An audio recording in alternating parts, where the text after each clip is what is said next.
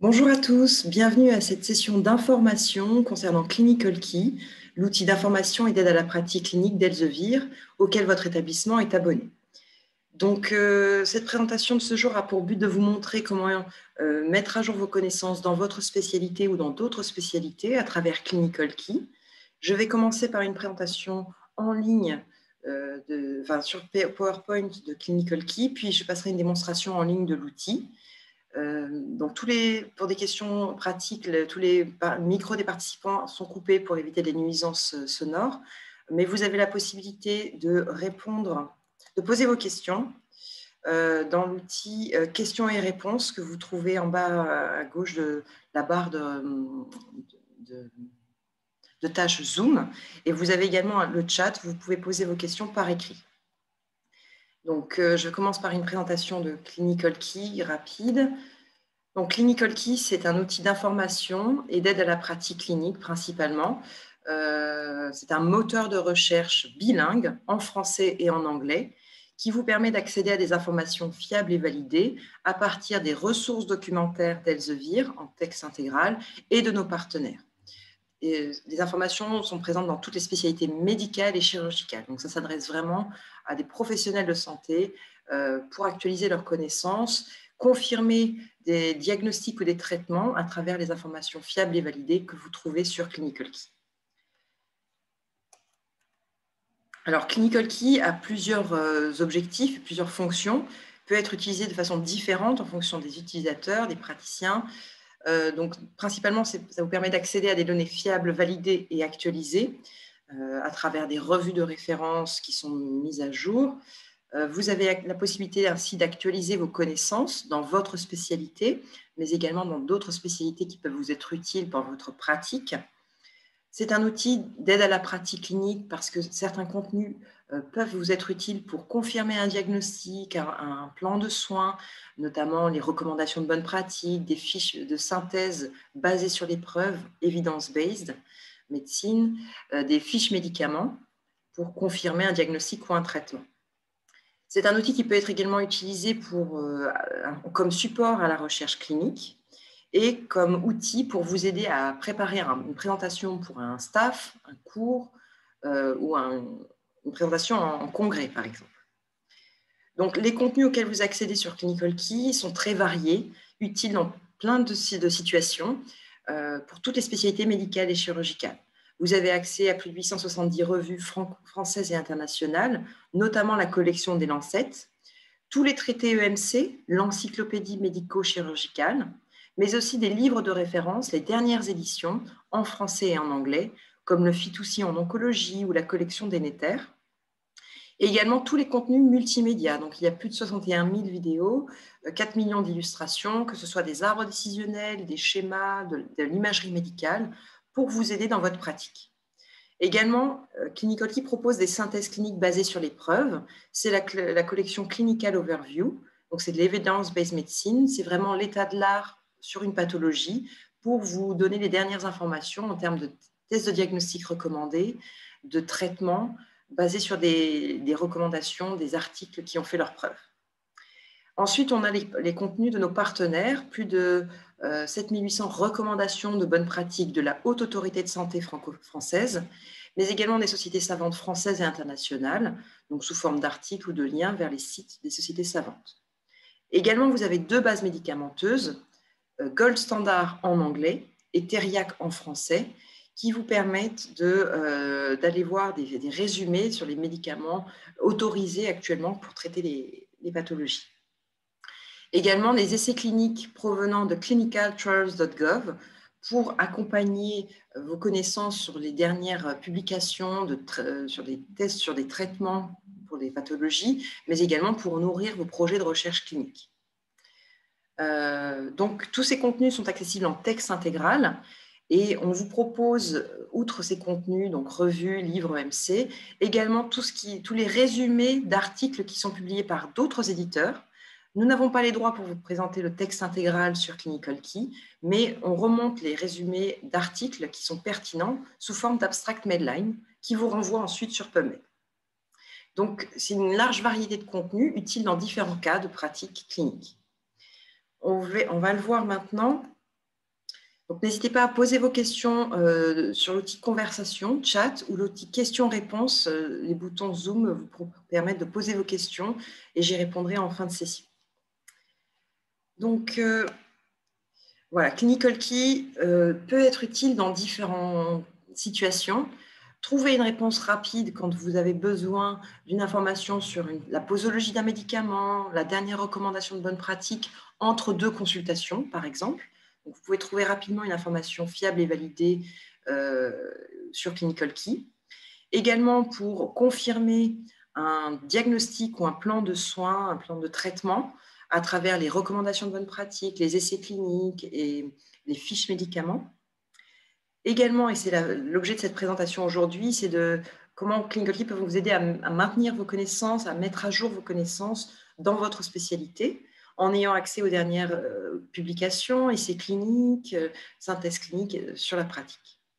C'est un outil qui peut être utile donc, pour la formation, auto-formation, on se forme en lisant des articles, des recommandations, les dernières publications, mais aussi pour préparer un cours pour l'enseignement également, préparer un cours pour des internes par exemple, ou préparer une présentation pour un congrès ou un staff.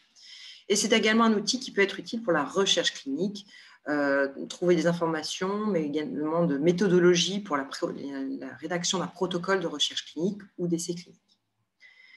Donc, aujourd'hui, la thématique, c'est comment mettre à jour ses connaissances dans sa spécialité. Donc, je vous propose un cas. Imaginons qu'un endocrinologiste qui dispose un peu de temps entre deux consultations pour se tenir informé dans sa spécialité, lire les dernières publications sur un sujet donné. Je vous propose le sujet d'aujourd'hui, cétoacidose diabétique et l'impact des traitements par inhibiteurs du cotransporteur sodium-glucose de type 2, SGLT2. Donc, comment trouver les dernières informations sur ce traitement de la cétoacidose diabétique par SGLT2 en cherchant sur Clinical Key. Donc, je vais passer maintenant à la démonstration en ligne, mais n'hésitez pas à poser vos questions au fur et à mesure. Donc, actuellement, votre établissement est abonné à Clinical Key, donc vous avez accès à clinicalkey.fr, la version bilingue, français-anglais, sur n'importe quel ordinateur de votre institution. Donc vous allez sur clinicalkey.fr, vous pouvez lancer des recherches, lire des articles directement sur n'importe quel ordinateur connecté au réseau informatique de l'établissement. Je vous invite à créer votre compte personnel pour pouvoir sauvegarder les contenus, pour les lire plus tard et exploiter au mieux toutes les fonctionnalités avancées de Clinical Key. Pour cela, il suffit de cliquer sur le lien « S'inscrire » en haut à droite de l'écran, de remplir le court formulaire d'inscription, c'est-à-dire votre prénom et votre nom, votre adresse email. Si vous avez une adresse email institutionnelle, @ch-nom de votre établissement.fr, par exemple, vous le saisissez. Ce sera votre identifiant de connexion à Clinical Key. Vous choisissez un mot de passe. Si vous avez un peu de temps, merci de remplir les informations de profil, ici, votre intitulé de poste, mais également, ou alors en acceptant de recevoir des informations complémentaires, vous pouvez choisir votre fonction ici dans la liste déroulante, si vous êtes médecin, interne, etc. Et choisir le domaine d'information sur lequel vous souhaitez recevoir des informations de la part d'Elsevier. Mais le plus important, c'est qu'il faut accepter les conditions d'utilisateur avant de cliquer sur « S'inscrire ». C'est la première étape, vous créez votre compte personnel Clinical Key. Ensuite, pour vous connecter, vous cliquez sur « Connexion », vous saisissez votre adresse email, institutionnelle de préférence, et le mot de passe que vous avez choisi lors de l'inscription. Si un jour vous oubliez votre mot de passe, vous pouvez le réinitialiser vous-même en cliquant sur ce lien « Nom d'utilisateur » ou « Mot de passe oublié ». Vous saurez que vous êtes connecté à votre compte quand vous verrez votre prénom et votre nom qui apparaît en haut à droite de l'écran. Le compte personnel permet de sauvegarder des contenus. Vous voyez ici l'étoile, sauvegarder les contenus, de sauvegarder des images pour les exporter sur PowerPoint si vous avez une présentation à illustrer. Et si vous avez un nom de domaine institutionnel, vous pouvez activer l'accès distant. Donc, ça ne fonctionnera pas avec une adresse email personnelle, Gmail, Yahoo, uniquement avec un nom de domaine institutionnel, @ch- le nom de l'hôpital, par exemple, pour pouvoir vous connecter en dehors de l'établissement sur votre ordinateur personnel ou votre tablette ou smartphone. Donc, l'intérêt de Clinical Key, c'est d'avoir un moteur de recherche intelligent. Vous pouvez chercher n'importe quel symptôme, pathologie, traitement ou procédure médicale ou chirurgicale et obtenir des informations en français et en anglais. On le verra par la suite qu'on peut également parcourir par type de contenu spécifique.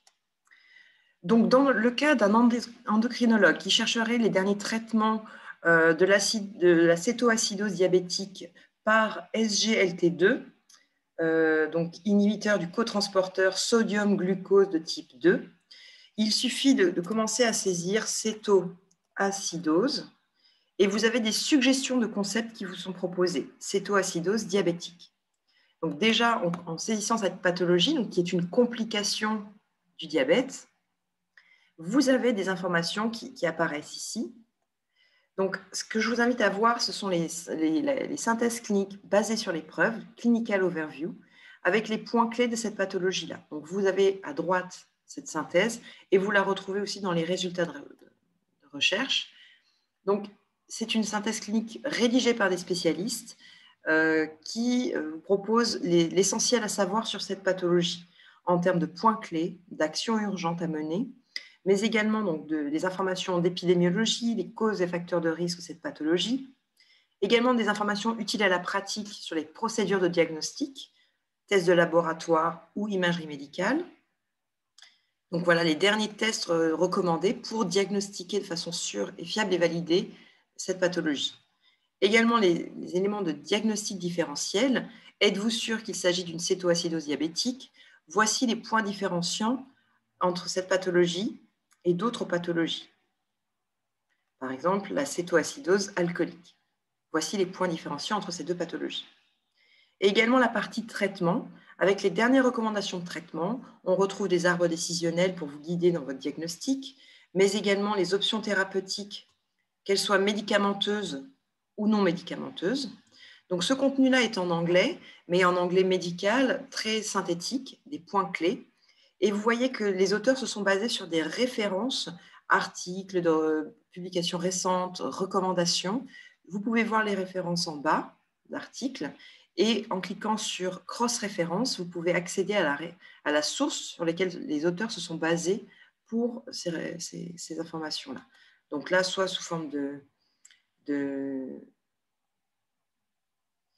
Est-ce que vous voyez bien mon écran, mon ordinateur? Vous voyez mon ordinateur? Attendez. Nouveau partage. Écran. Parfait. Donc, voici la source qui a servi aux auteurs pour rédiger leurs recommandations. Donc, je vous invite vraiment à aller voir cette synthèse clinique, Clinical Overview. Vous pouvez sauvegarder ce contenu dans un dossier pour le lire plus tard ou le partager avec des confrères. En cliquant sur l'étoile, vous sauvegardez ce contenu dans un dossier. Alors, attendez.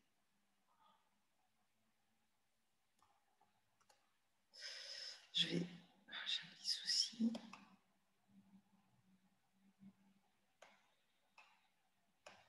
Voilà. Donc, ce qu'on appelle un tag, c'est un dossier thématique. Vous pouvez saisir le nom du dossier qui vous intéresse. Ici, cétoacidose diabétique et SGLT2. Vous créez le nom de le dossier et vous sauvegardez ce contenu-là dans vos éléments sauvegardés. Ensuite, on peut revenir aux résultats.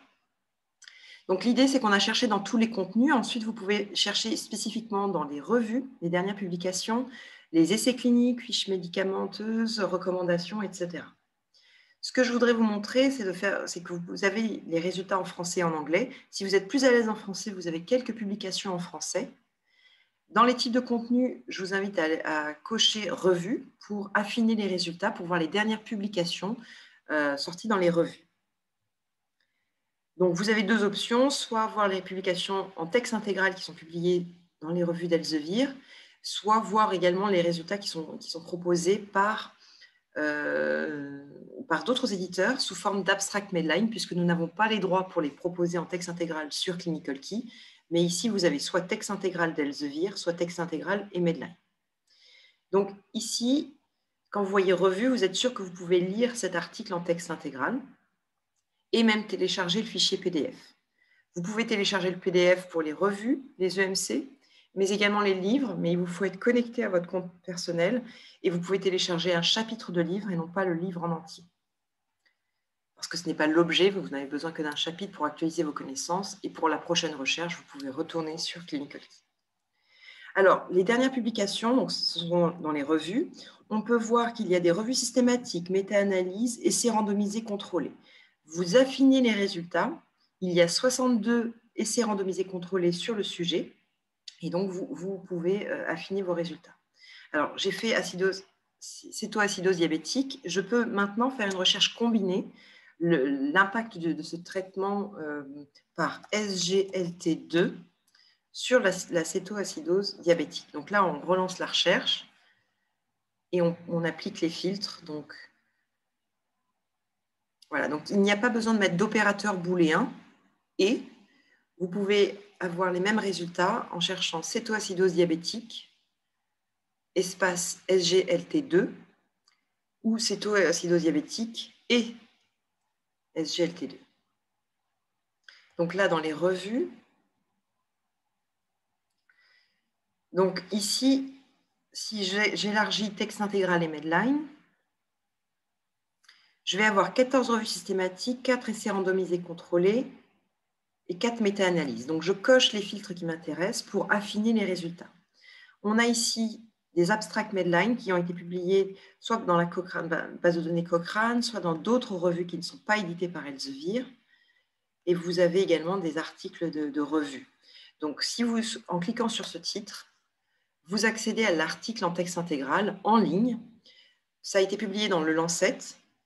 Vous pouvez vous inscrire à une alerte email sur le Lancet. Vous avez ici normalement la possibilité, quand vous êtes connecté à votre compte personnel, de vous inscrire pour recevoir tous les mois pour la plupart des revues ou toutes les semaines pour le Lancet, les nouvelles publications dans le nouveau numéro du Lancet.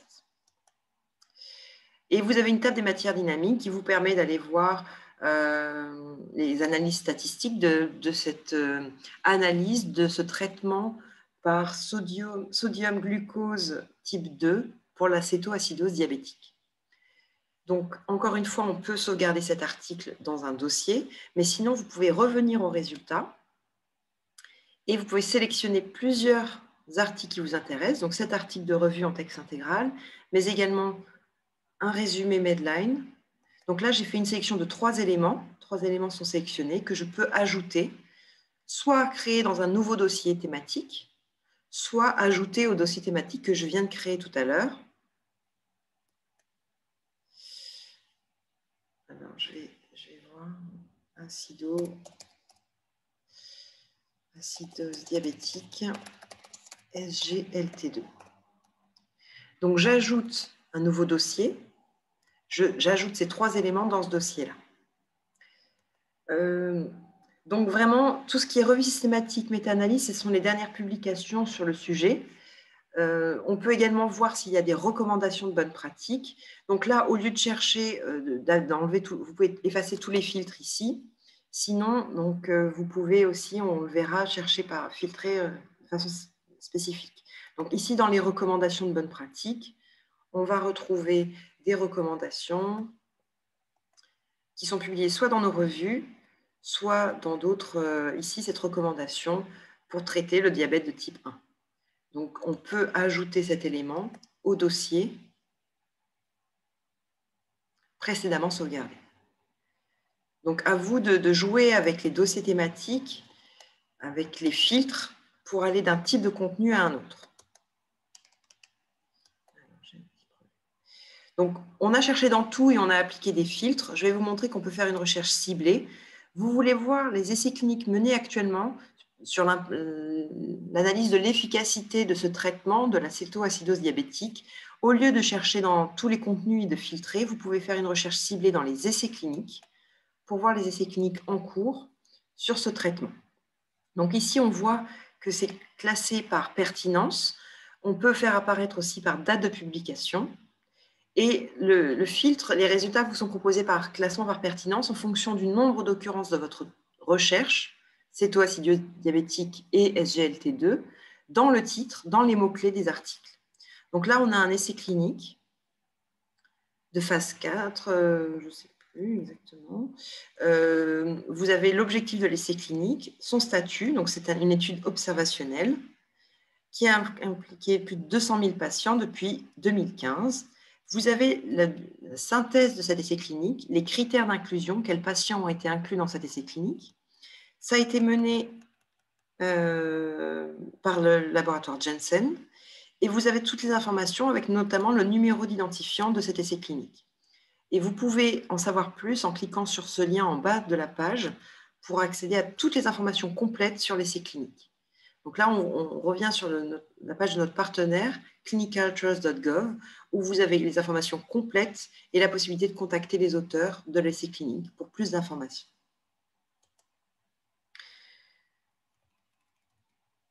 Donc, on va voir également dans les contenus multimédia. La plateforme ClinicalKey est très riche en termes d'illustrations provenant de nos revues, de nos livres, que ce soit des graphiques, des arbres décisionnels, etc. On peut en savoir plus sur cette image en cliquant sur l'image. Donc là, on voit le titre, ça a été publié dans Clinical Therapeutics. Voici le titre, la légende. Et cette illustration montre l'impact de ce traitement sur l'acidose diabétique. Donc, vous pouvez cliquer sur « Voir la source » pour aller voir cet article cette image dans un article source. Ce qui veut dire que si vous êtes en train de lire cet article-là, vous pouvez cliquer sur l'image pour sauvegarder cette image, non pas comme n'importe quel contenu en cliquant sur l'étoile. Là, il faut cliquer sur « Ajouter à la présentation PowerPoint ». Soit vous créez une nouvelle présentation, donc cétoacidose diabétique, SGLT2. Vous sauvegardez cette image dans ce dossier.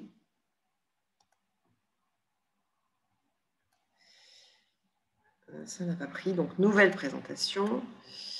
Acidose diabétique, SGLT2. Sauvegarder, ajouter. Donc là, on l'a fait pour une image. Je relance ma recherche en cherchant dans les contenus multimédia exclusivement pour faire une sélection multiple de graphiques et autres arbres décisionnels. J'ai 4 éléments sélectionnés que je vais sauvegarder en ajoutant à la présentation PowerPoint. Vous sélectionnez une présentation et vous ajoutez ces images à cette présentation-là. Une fois que vous avez fait votre sélection, alors je vais d'abord vous montrer les articles sauvegardés. Donc étoile, c'est les contenus que j'ai sauvegardés. Vous n'avez pas de limite en termes de nombre d'éléments sauvegardés. C'est votre liste de lecture personnalisée. Vous sauvegardez des éléments et vous les lisez quand vous avez plus de temps. Donc 134 éléments sauvegardés. Pour m'y retrouver, mes tags sont classés par ordre alphabétique. Donc si je tape cétoacidose diabétique, donc là, j'avais qu'un élément sauvegardé, mais j'avais une autre acidose diabétique, j'avais sauvegardé. Bon, vous voyez, on peut sauvegarder autant d'éléments qu'on veut dans les dossiers. L'idée, c'est que vous prenez le temps de le lire. Si ça ne vous intéresse pas, vous pouvez l'effacer. Par contre, vous pouvez sélectionner tous les éléments dans votre liste de lecture et partager par email le lien vers cet article-là. Donc, l'idée, c'est de partager des informations que vous trouvez intéressantes, utiles pour la pratique ou l'enseignement, à d'autres confrères de votre établissement qui sont abonnés à ClinicalKey. Si la personne n'est pas abonnée à ClinicalKey, elle n'aura pas accès au texte intégral puisque c'est sur abonnement. Et donc là, vous pouvez saisir l'adresse email et la personne reçoit un email avec ce lien pour lire l'article sur ClinicalKey. De même pour les illustrations sauvegardées, présentation. J'ai toutes les images que j'ai sauvegardées dans mon dossier acidose diabétique. J'ai fait tout à l'heure une recherche sur accident ischémique transitoire. J'ai toutes les images correspondantes. Une fois que vous avez fait votre sélection, il vous suffit de cliquer sur « Exporter » pour télécharger automatiquement les images et les références rapidement sur PowerPoint. Vous voyez, un PowerPoint se télécharge avec toutes les images et les références. Vous avez le droit d'utiliser ces images à des fins non commerciales, pour un cours, une présentation en staff, en congrès. La seule chose qu'on vous demande, c'est de respecter les droits d'auteur en maintenant les références de chaque illustration. Donc, vous pouvez mettre une image ici et on vous demande juste de maintenir la source, le nom des auteurs, la légende et le copyright. Donc ça peut être très utile pour préparer un cours sur un sujet donné. Donc, il est très facile de faire une recherche sur un symptôme, un médicament, une procédure et d'aller voir uniquement dans les revues pour être à jour des dernières publications, les essais cliniques, voir les dernières recommandations publiées, les synthèses cliniques basées sur les preuves, Clinical Overview. Mais également, si vous avez le temps, je vous invite à aller voir les livres. Clinical Key est très riche en livres de référence. Donc ici, vous voyez, on a ce chapitre de Goldman Cecil Medicine, traitant de ce traitement SGLT2 pour le diabète. Donc, vous êtes redirigé directement vers la partie du chapitre qui traite de ce traitement par inhibiteur SGLT2. Donc, vous pouvez passer d'une partie à une autre, d'un paragraphe à l'autre. Et ici, vous voyez que si je suis connecté à mon compte personnel, je peux télécharger le fichier PDF, non pas du livre entier, mais de ce chapitre-là. Ça ouvre un nouvel onglet. Et là, vous avez le chapitre, donc 25 pages de ce chapitre, que vous pouvez télécharger pour l'enregistrer en local sur votre ordinateur et ainsi lire hors connexion. Voilà. Dernière chose que je voudrais vous montrer, donc là, on a cherché par concept clinique. C'est le plus intéressant à mon sens, de faire une recherche sur une thématique donnée et d'aller voir dans les différents types de contenus les propositions. Sinon, ici, vous avez parcourir et vous pouvez parcourir dans la liste des livres, des revues et des EMC. Vous avez également ce lien parcourir ici. Donc là, si vous souhaitez voir les dernières publications des sociétés savantes de diabétologie, par exemple, d'endocrinologie, vous pouvez chercher directement dans les recommandations. Donc là, on parcourt par type de contenu. Et je vous invite à filtrer par spécialité. Donc, dans notre cas, c'est l'endocrinologie qui nous intéresse, voir les dernières publications en endocrinologie. Donc, il y a 101 recommandations de bonne pratique. Et donc, vous avez filtré par spécialité. Et vous pouvez également filtrer par organisme, c'est-à-dire société savante. Vous avez ici classé par ordre alphabétique, plus d'organismes. Donc, si vous souhaitez l'American Diabetes Association, il y a 12 recommandations de cette société savante américaine. Et vous voyez ici les dernières publications, le 20 février, donc voilà, les dernières informations. Et vous avez également la possibilité d'ajouter une autre société savante. Donc, si je veux voir une société savante européenne, je vais à la lettre E, European Association for Study of Diabetes, et vous pouvez ajouter cette société savante à votre liste. Alors, dernière fonctionnalité du compte personnel, c'est que vous pouvez visionner vos recherches sauvegardées. On a fait une recherche, mes dernières recherches étaient sur l'amylose, purpura fulminans, etc., les recherches sauvegardées. Mais mon historique de recherche, ici, on voit cette recherche-là. Je peux la sauvegarder pour la retrouver dans l'onglet recherche sauvegardée et relancer rapidement, dans une semaine, dans 15 jours, ma recherche sur la cétoacidose diabétique avec mon filtre de livres et voir les dernières publications sur le sujet. Donc, filtre de livres ou plutôt de revues pour être informé des dernières publications. Sur chaque page de Clinical Key, vous avez un centre de ressources qui est là pour vous guider pour vos utilisations de Clinical Key. Donc ici, tout ce qu'il y a à savoir sur Clinical Key est ici. Vous retrouvez un webinaire enregistré sur la thématique du Covid, les informations qu'on peut trouver sur le virus Covid-19 sur Clinical Key. Vous pouvez voir l'enregistrement. Vous avez des tutoriels Clinical Key qui vous réexpliquent comment effectuer une recherche optimale, comment sauvegarder des contenus et les partager avec des confrères. Mise à jour des contenus, retour d'expérience avec des témoignages d'autres établissements abonnés et utilisateurs sur leur utilité de Clinical Key. Également guide d'utilisation avec les fonctionnalités avancées de Clinical Key, l'accès distant, comment activer son accès distant, etc. Et ce que je voudrais vous montrer, c'est les prochaines formations en ligne sont annoncées ici. Donc aujourd'hui, nous avons parlé de la mise à jour de ces connaissances dans sa spécialité. le 27 octobre, c'est trouver une réponse rapide avant ou pendant une consultation, donc ces informations. Donc, vous pouvez vous inscrire ici. N'hésitez pas à en parler autour de vous. Avant de passer aux questions, je lance un petit sondage pour savoir si ça vous a été utile, cette présentation, si vous avez appris de nouvelles choses sur Clinical Key. Donc, avant de quitter, j'apprécierais beaucoup vos retours sur cette présentation. Et je vais voir maintenant les questions qui ont été posées dans l'outil conversation chat. Vous ne voyez pas l'écran? Vous n'avez pas du tout vu l'écran. Alors ça, c'est un problème. Vous ne voyez pas du tout mon écran, là. Pourtant, nouveau partage, écran. Moi, je partage l'écran actuel. Alors, si vous avez des problèmes de visualisation, vous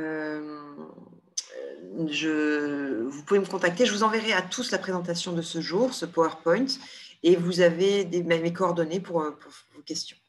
Alors, j'ai une question. Clinical Key est-il un moteur de recherche pour les essais cliniques? Non, pas uniquement. Là, c'était pour la recherche de la journée, c'était pour mettre à jour vos connaissances. C'est un moteur de recherche qui vous permet d'accéder à des contenus, à tous ces contenus-là. Des livres de référence, les traités EMC, l'encyclopédie médico-chirurgicale, des revues, des essais cliniques, des synthèses cliniques, fiches médicaments, recommandations, images et vidéos. Donc, ce n'est pas, je vous ai présenté principalement des essais randomisés, contrôlés, etc., parce que c'est les dernières publications. Mais vous pouvez, donc si je tape Covid-19, voilà. Donc, déjà, vous pouvez voir les complications de cette pathologie, etc., facteurs de risque. Là, on cherche dans tous les contenus. Donc, si je tape Entrée, on voit toutes les informations dans tous les contenus. Et vous voyez des synthèses cliniques en anglais, Clinical Overview, Evidence-Based Medicine, des articles de revue en texte intégral, mais également, on va trouver des chapitres de livres. Donc, il y a beaucoup de revues sur le sujet, bien sûr. Si je fais diabète, par exemple, type 2, donc, à chaque fois, c'est comme un Google, vous avez des suggestions de recherche qui vous sont proposées. Et là, voyons, articles de l'EMC, synthèse clinique, revue, on a des chapitres de livres, recommandations. Donc, ici, on vous indique qu'il y a 879 fiches médicaments sur le diabète de type 2. Donc, à vous de sélectionner les contenus qui vous intéressent pour affiner la liste des résultats.